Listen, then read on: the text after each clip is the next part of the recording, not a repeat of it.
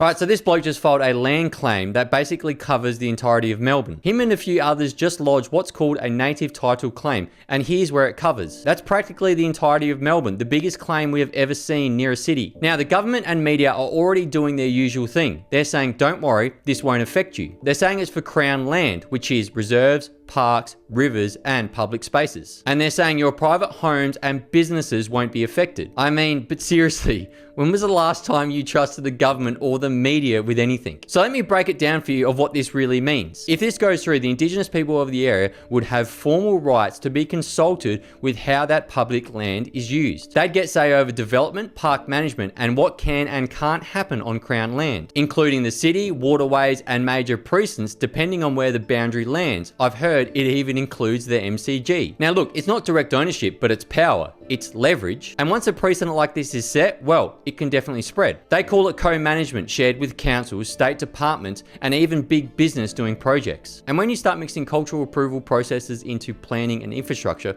well, we know what happens. It slows everything down, costs skyrocket, and bureaucracy gets built on an already bloated system. Look, now I don't have an issue with Indigenous people, but I do have an issue with how these things are done quietly, buried under the surface, and sold to the public as nothing to worry about. Because let's be honest, that's how every single major change starts in this country. Because first it's just consultation, then it's shared management, then it's direct control over parts of the city. And this claim just didn't come out of nowhere. It's tied back to the treaty process just approved in Victoria. And if you've been watching and paying attention, that's where all this is headed. Separate governance structures, separate systems, separate rights. That's all what's being built behind closed doors. So when people say this is just about respect or recognition, well, I say it's more about control. Slowly shifting away from the Australian people and into the hands of bureaucrats and activist panels who will use guilt to keep you quiet. And knowing how this government operates, they'll tell you one thing today and then they'll sign something completely different behind closed doors tomorrow. What's your thoughts?